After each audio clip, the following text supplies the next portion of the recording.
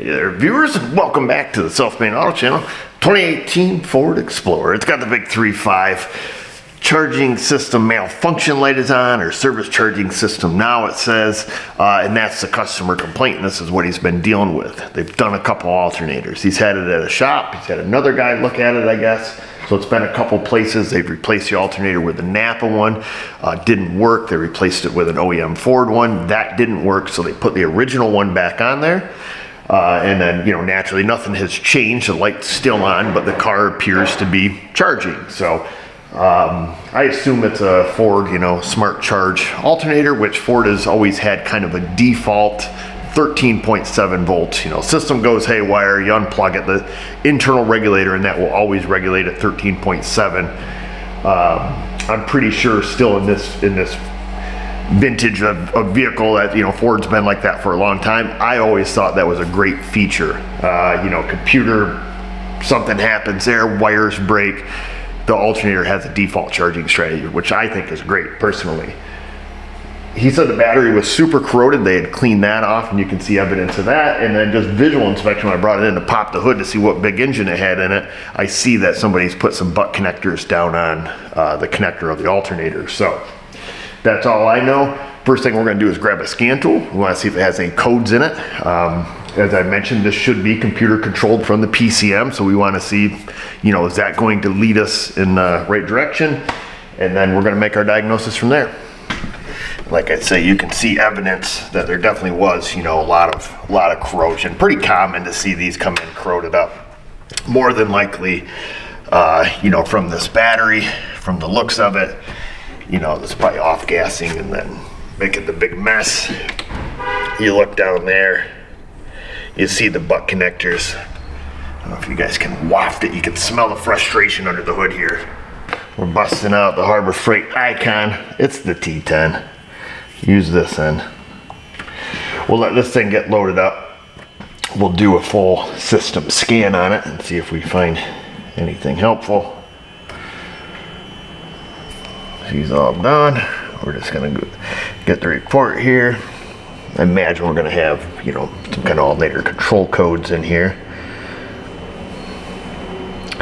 And we do. So we have your classic P0620 generator control circuit, and then a P065 Bravo generator A control circuit range performance. Power steering control module, invalidated receipt from ABS, so it must be an older code there. So how about this? How about we do a little poking here? We're gonna go right into the PCM, and we're gonna go right to the True Fix button here. That's gonna drop us right in service data. It's going to hopefully populate our vehicle, and then also go right to that code. Oh, whoa. Click happy Mo lover. They got me. I wanted to go wait for this to log in here. Like I say, I think it'll put in the year, make, model, and put in our year, make, model, put in our VIN. Didn't put in anything else. What was it, a 620? Is that what we were dealing with? Yep, 620. So we're gonna go here. We'll get rid of all that and just do a P0620 generator control circuit. Refer to charging system. Awesome. All right, let me do some digging around here. We might have to use a different bit of service data here. So I popped into ProDemand, and I guess we'll take a minute to comment on this. The motor service info that they use, I have found this in the past, when I've used it in the past, to be extremely lacking in certain areas, and this is stuff that I would find, things like this where I just didn't have the service info that I needed.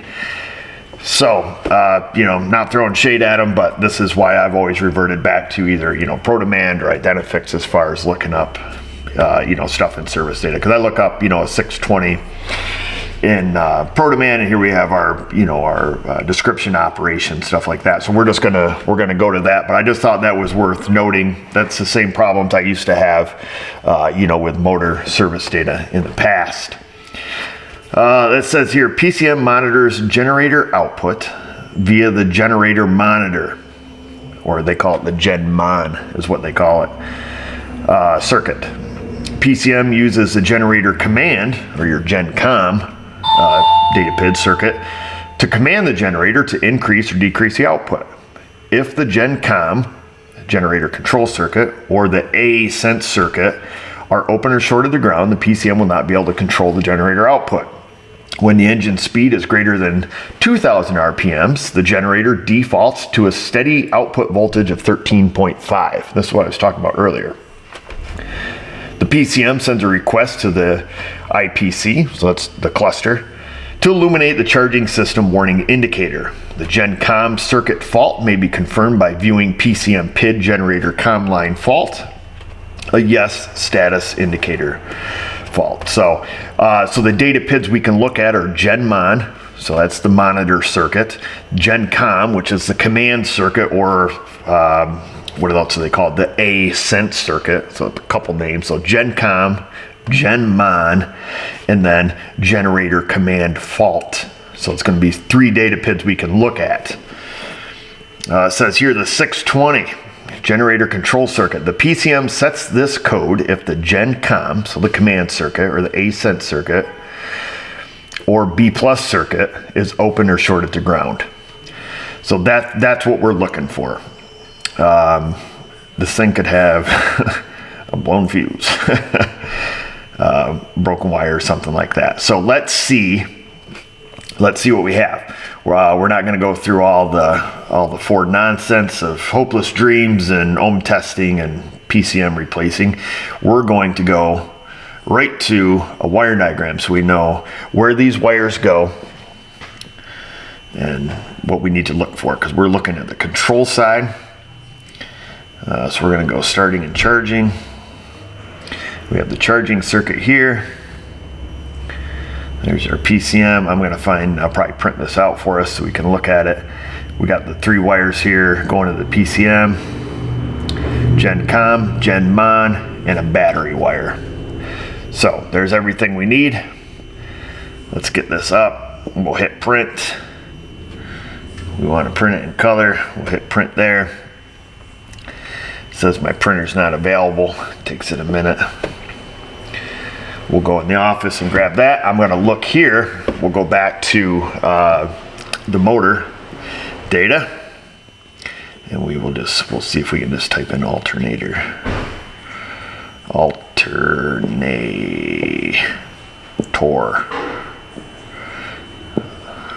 We're going to hit search, and we'll see if they have an OEM diagram. We'll go to diagrams. Those are component locations. I'll see if I can find it. Might be under charging system. Oops. See if we can find that. Charging SYSTM. We'll see if it has charging system. There's our OEM diagram for our charging system, so we'll print that also. Actually, we'll click on that and then we'll hit print. And that way there we have an OEM diagram plus a color diagram, because rule number 1, never trust your color diagrams, ever. So here we go. We have our color diagram from Mitchell, and then we have our OEM diagram that I printed off the motor data. So here's our generator, or alternator rather. We have our big battery cable coming down. We have our wire here coming in from our junction box, the fuse. We have our Gen Com and our Gen Mon. This is the one we're looking for. This is the wire it's saying it's having problems with. Okay, those are 3 different configurations on which pin it can be. It does go to this connector right here, this C139. Goes into that connector. And then we have our C102A, which is the connector right at the alternator. So there's that. Let me grab a scan tool here. We can go back into service data, or not service data, scan tool. We'll go in here, we can pull up our data PIDs and look at those, do a couple preliminary checks, and then we're going to come up with a plan to check, wire integrity on that command wire. So here's just looking at those 3 data pins we talked about. The generator command line fault. It says yes error, so it recognizes a fault. Our command, they're showing at 3.57% and the monitor at 100%. Now there is a lot more in-depth theory into how that system works, but this is what we need to know for right now. So I just wanted to share that with you. Let's do some basic checks here. Let's just go ahead and fire it up. We'll see if it is charging at the 13.5. See if anything here changes, and then kind of note what we see.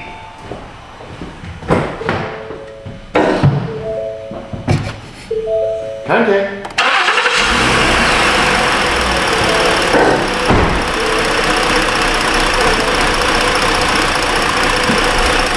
Huh, kind of rough there.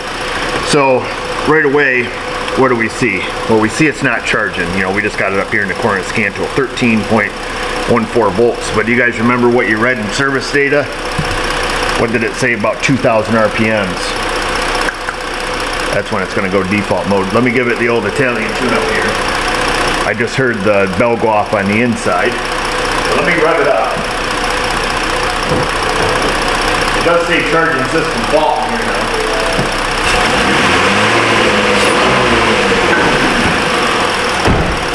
Saw the interior lights get bright, so that tells me that we just went into the default charging strategy. Okay, you see that 13.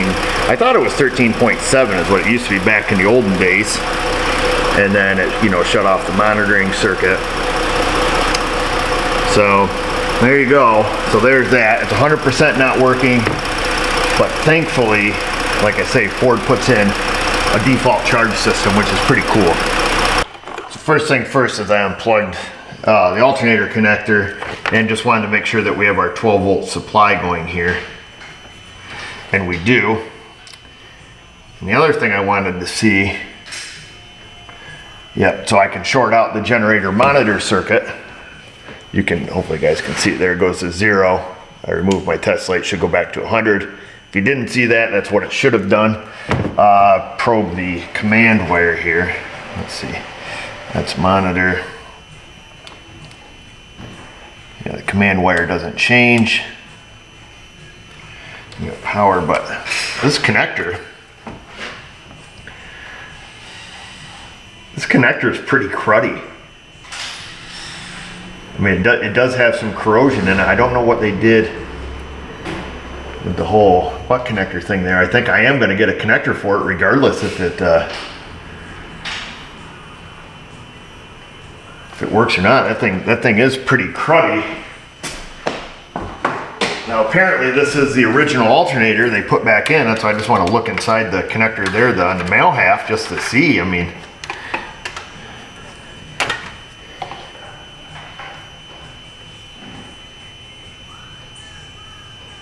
yeah, from what I can see in the mirror, it doesn't look too bad. I don't see any white crusties in there, so maybe this is a connector that they had just robbed off of something else that just happened to be not a very good connector. I guess with that being said, I'm just gonna probe it down at their butt connector here to see if there is any difference in the. I don't want to go chasing a bad wire for something that's potentially just crap here on the command. Okay, no change there. Okay. We're gonna plug this back in. I think the best thing to do, I mean, at this point, we're just checking wire integrity. It's having a problem, obviously, with the Sense A circuit or this command. I would be inclined to find that connector C139, wherever this 139 connector is, if that's accessible or more accessible than a PCM. Let's split the system down at this half first. Do we have a problem from here to here, or do we have a problem from here to here? And I don't even know where the PCM lives on this car, because I don't see it under the hood here. Thought Ford usually put them in the. Oh yeah, she lives way up in there in the wiper cowl. So the wires must come down and around. I don't see any evidence of mice in there or mouse nests, so that's good. But boy, that's a heck of a spot for it. Looks like it sits way back in there under the wiper cowl. Okay, so let's do that. Let's find that connector. Let's see about splitting this system down and taking our diagnosis from there. I'm gonna see if I can't order us a connector from Napa, at least for midday, so when we fix the real problem, we can get rid of this little rigmarole of stuff down there. Apparently, C139 lives right down here. It's a big connector. So we're gonna remove this air filter here. All this stuff's distracting to me. All the green cocaine, man. All the green crusties. Must be from whatever they did up here. The stuff catches my eye. I did do just a light visual inspection here. Didn't notice anything. That's screwed onto that. Looks like we're gonna need a 8 mil. Somebody's had this out before. I can see the marks on it. The other thing I think about too, oftentimes when batteries are all cruddy and stuff, they ooze down onto harnesses and can do naughty things there too. At least that's what I've seen in the past. I've got this gut feeling that I've fixed one of these things before and I'm forgetting something. Seems familiar. Maybe it's the F-150s I'm thinking of. I don't know. Something's in my mind.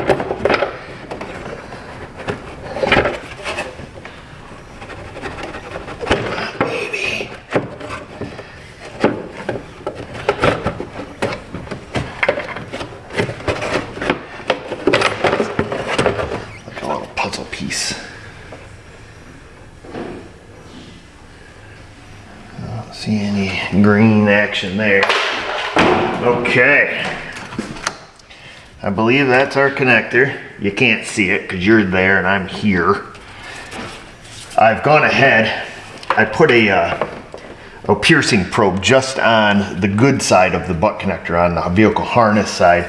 That way when we're doing our integrity check, we're not, we eliminate the variables of the connector that's obviously crusty and the crappy butt connectors. I did order a new connector. It'll be here this afternoon. So let me get you guys situated. We'll unplug that. We're looking for pin number 12, blue with orange. Let's make sure it's the same color here. Blue with orange. Yes, sir. Stand by. Now, Pop's got you set up there where you can see a little better. It's this connector here, I'm thinking. From what I can tell.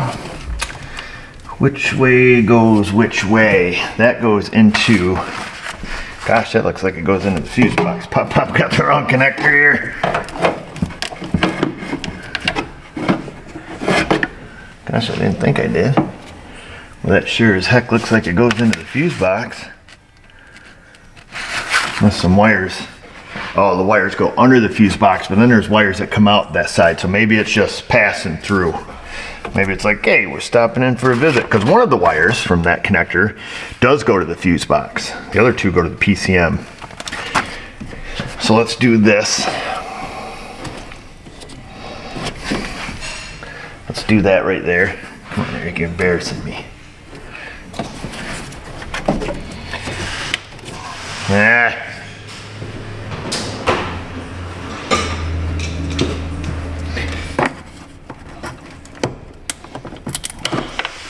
Okay, we undid what we needed to do.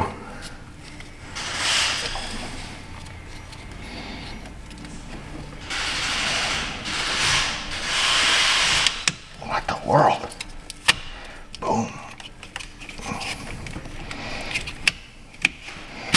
Boom.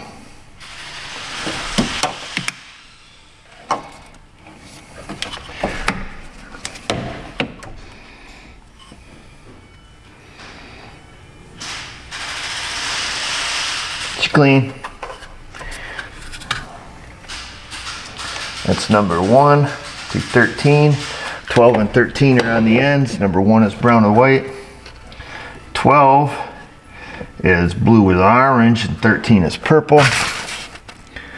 13 is purple, 12 is blue with orange. Okay, yeehaw. Yippee skippy, alternator is unplugged. Man, we're moving quick, folks. Moving quick. Grab our test light, hook to ground. Quick chickie check, microphone check. Nothing's lighting up there. It's not shorted the power. Key's off right now, just FYI, anybody wondering. We're hooked to battery plus. Anything we touch that's a ground will light up. We have a ground to touch. There we go. Neither one of those light up, so we're not shorted the ground, we're not shorted the power. Could be shorted to another circuit, sure. Sure, I see what you're saying. So let's do this. Test light hooked to battery plus. I'm going to, excuse me, pardon my reach, boys. I'm probing into the connector. Okay, so I've got our test light into the back of my wire pierce probe. Let me go get another test light. Stand by. We got to get one that's a little bit lower current, otherwise it won't light up. So we'll get this little guy. And in theory, if our wire is good, what's going to happen? It's going to light up. Wham, bam, thank you, ma'am, huh? Look at that, she lights up. Doesn't tell us much. Tells us our wire is good from here to there. Doesn't tell us it can carry current, at least a lot. 100 milliamps.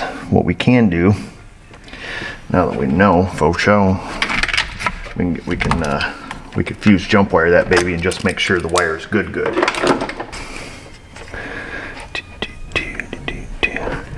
I got this wire hooked into my piercing probe, and by fuse jump wire I mean no fuse at all. Ah, good, no sparks, huh? Do as I say, not as I do. No, something like that. There we go. We're putting 4 amps through that baby. We're lighting her up. So 4 amps, that wire can carry 4 amps of current. We deem it good. From that connector to the alternator, wherever all this wire goes is all good. We don't need to do anything, and you can throw your own meter in the garbage. Okay? That's where we're at with that. Now all we need to know is the wire from here up around through the cowl. Is that any good? If it is, we don't know what's wrong with the car, and we're moving on with our life. Oh, never mind. Ding dong, should have visual inspect this old son. Here's your problem, lady. Here's your problem. Let Pop zoom you in for the money shot. How am I not getting excited about this? Because it's broke right at the dang connector. That's why I'm not getting excited. Enhance. You guys see that? Right next to the purple. Let me set it up. Wait, where's the little flipper? Enhance. Enhance. Unenhance. You see it? Pointing apparatus engaged. Right here, right next to the purple. You see Mr. Krusty in there? Right down there? I do. Ah, son of a monkey. Unenhance. Unenhance. Well, this sucks. This sucks. Dang it. It's right where we can't fix it. Well, I guess we can. I mean, you could connect your bypass as pig, or you could, we're going to have to get a pin for it.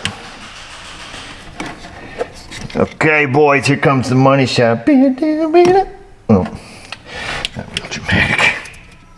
Not real dramatic, but there. Ladies and gentlemen, is your broken wire.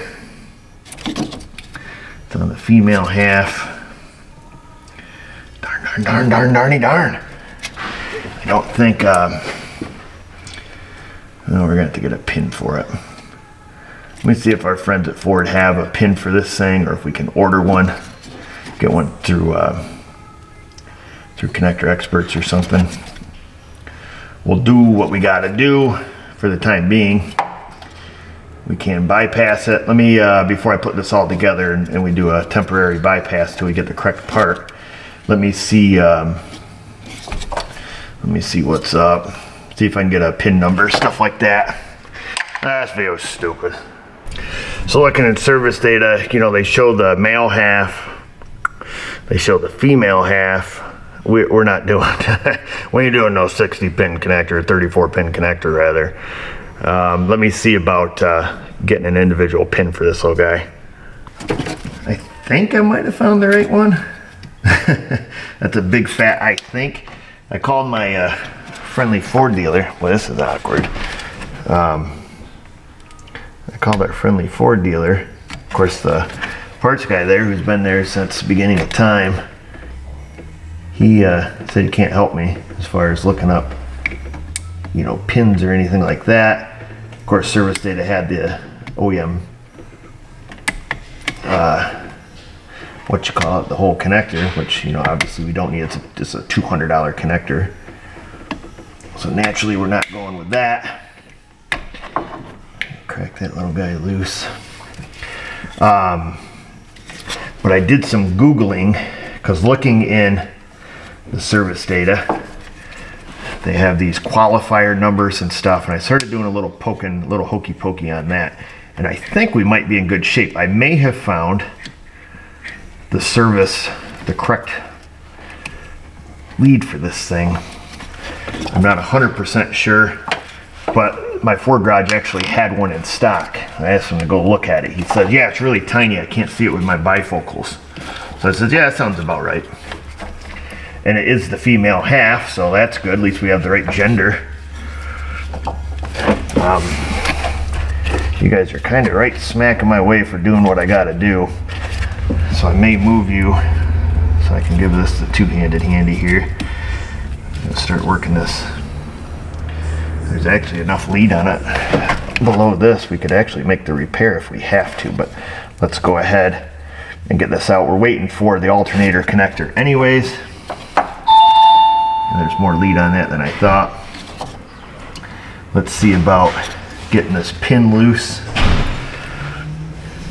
and getting it removed. I've got to get this little white deal out of here. There's another release tab down there.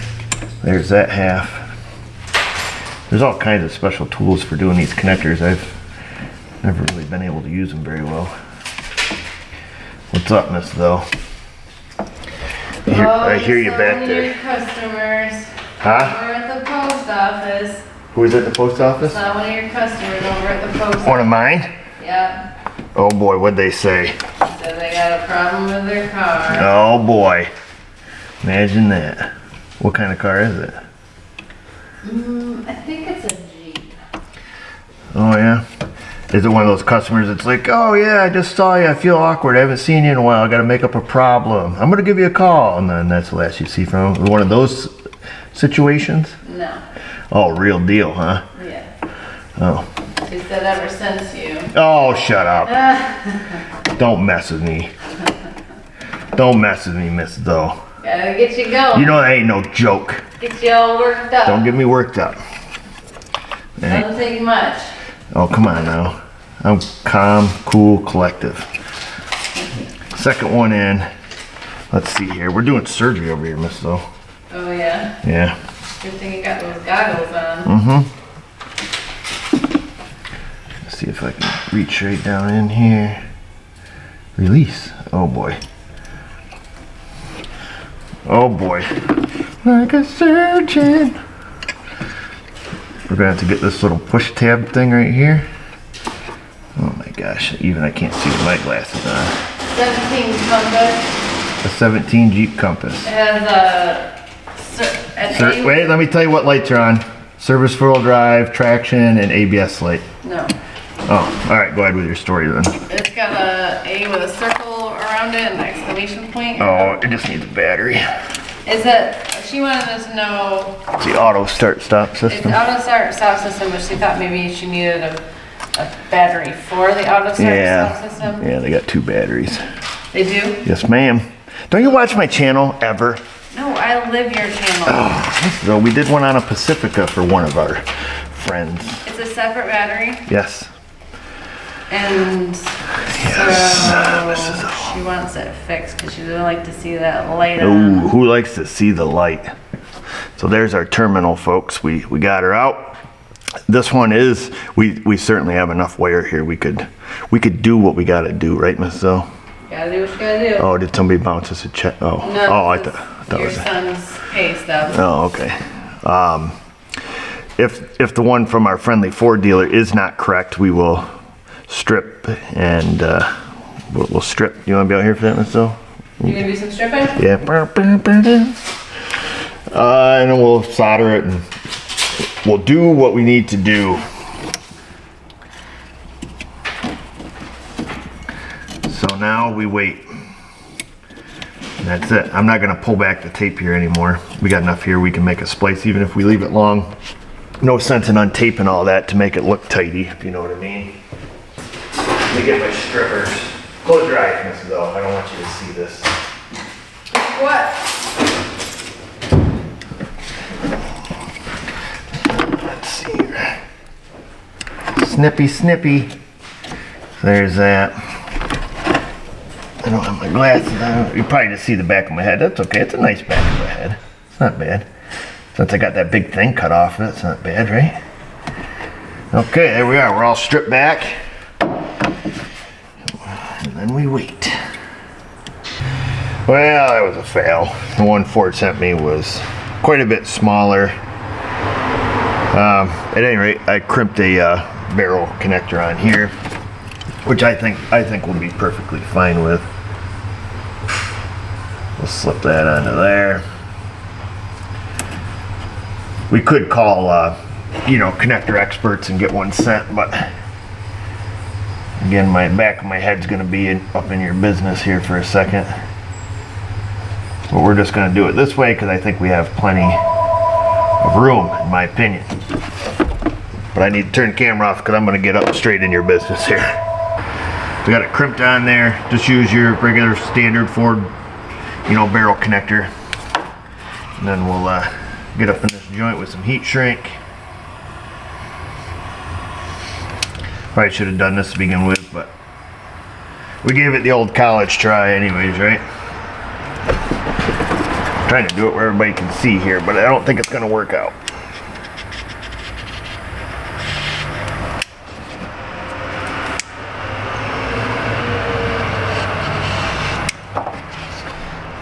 Let that bad boy cool down.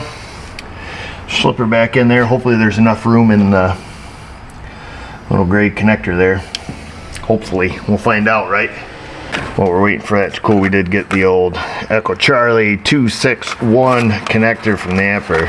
Not a sponsor. This is for the alternator here. Gonna do the same method as far as putting this on.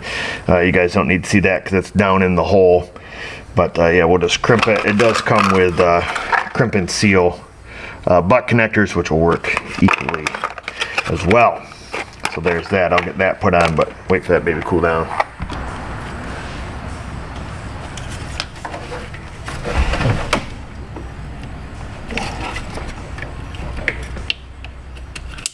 All right, we are in. She's all in, clicked in the front here.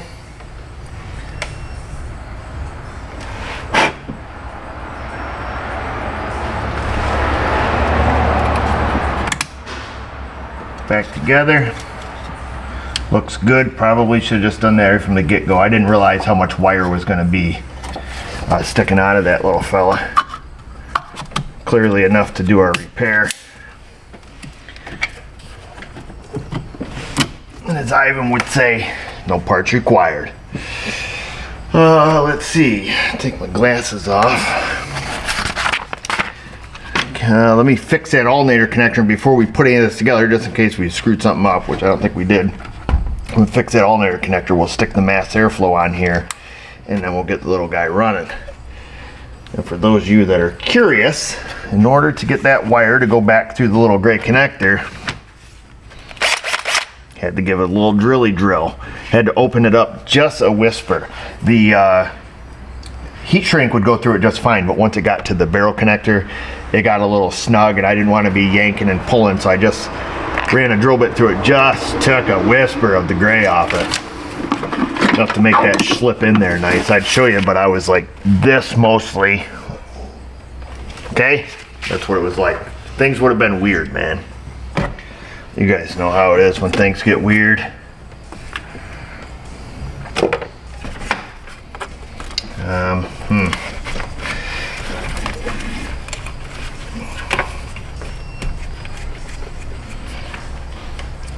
off our probe, and we're going to make sure that we cut down below where I had that in there.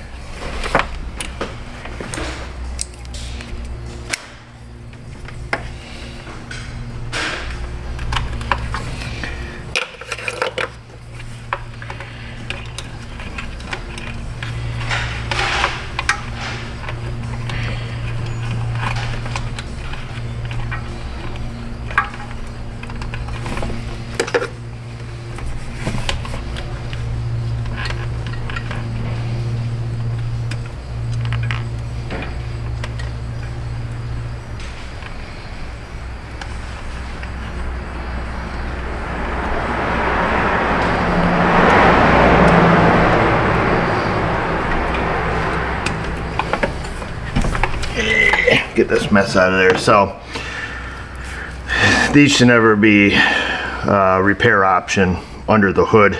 Okay, let's just be real transparent here, and let's have a look inside this little fella. I told you she was crusty. Make sure that you guys don't think that I'm lying to you. Get my glasses on here. Get this where we can see, hopefully. And we'll take and pop it apart here. Okay, dig out the old needle in the hat trick. Let me just pick the crustiest one, which is the middle one, which is the wire that we were missing, signal wise anyways. Not that this had anything to do with it, but it was gonna sometime here in the future. I don't want to depin all of them because I gotta be able to repin or reconnect the new one, and that's all black wire. So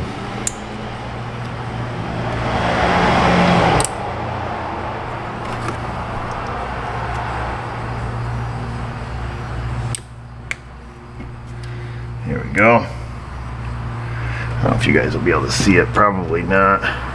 You probably still think I'm a liar. It's not going to focus, is it? Hopefully it does. But she's crusty down in the middle there in the hole. Not so much around the edges, but it's crusty down in there. Either way, it's getting changed. The one on the end there might be even crustier, the purple wire. We ain't taking no chances. Last thing you want to do is fix the guy's charging system, and then a week later he comes back. Same symptom, different problem. If that makes sense. You know how Joe Public is. Little mother F you up and down the street. Won't listen to reason. Anyhow, I'm going to fix this. We'll be back. Alternators all put back together. I put the wiring harness back, zip tied it back to that standoff on the shroud. Made sure none of the other wires are down in the fan or any of that stuff. Put the cover that was missing on the alternator, put that back on. Everybody's happy there. Now I got looking, I was going to grab the air box, slip it back in, but this thing doesn't have a mass airflow. I didn't know Ford made a speed density engine. But here we are. Apparently they do, because I do not see a mass airflow sensor on it, so it must be just being plain off this little guy back here, the map sensor. Stick that where it belongs. A couple other little clips and stuff back, trying to fix everybody's frustration. So let's fire this little guy up. No reason why we can't. This battery's gross. This thing back out. Man, they just left everything where it was. Like I say, sometimes you can smell the frustration. I'd be junking that battery though, I'll tell you that. Usually once they start to leaking and making a mess, it's time to go. 62,500 on the clock. Here we go. Where's the button?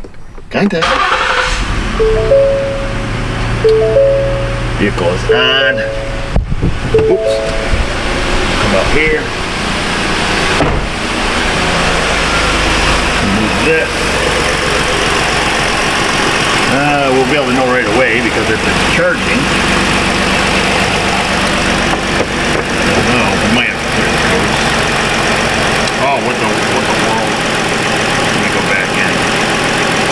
before we even go into data stream. 14.33. So there you go. You know it's working. Let me get the data stream loaded up here. Pretty much just wasting our time at this point. We got it. Visual inspection, even though we didn't really visually inspect that too hard. Pop-pop's a shame. Looked right past it. Now we're gonna customize list. Deselect all of them. Let's see, A, B, C, D, E, F, G, generator commands, in the element OP, gen current, gen command, gen monitor. I think that's all we had last time. So there we are. Our command right now is at 0%. There's no error, and it's reading 30, 40% on the monitor. Like I say, there is strategy to how all of this works. So, you know, you see this sitting at 0, don't get too excited. That's it. There's really nothing more to see. A little bit of logic. We got her all done. Last thing there is left to see though is to pop into the codes here. And I'm gonna have to do a key on engine off. We'll clear the codes out of this little guy. Even though, well, his money light's not on, maybe we'll just leave it. Generator output control, yeah, so yeah, the 620 and the 65 Bravo. So that's it. And inspection's not due till January. We'll take and clear the codes out. Just for poop and laughter.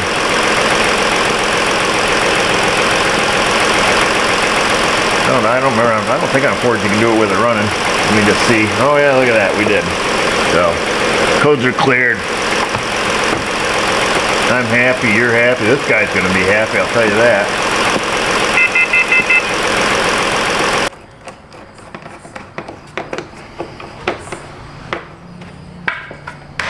That ain't going nowheres, and that's how you know, because I tapped it. And that's it, folks. Nothing more to say. Simple stuff, super easy diag, basic logic. Doesn't matter what that wire runs. Checking wire integrity is the easiest thing to do. We don't even have to know how that circuit works. We don't even care, because it came down to the point of just, is that wire broke? And then the easiest thing to do is to break the system down. You know, if we can check this half and then check this half, well, let's do it like that. Because ultimately, if we started at the beginning, at the PCM and ended at the alternator, we would have seen that, you know, it was open circuited. At that point, well, we got to break the system in half again.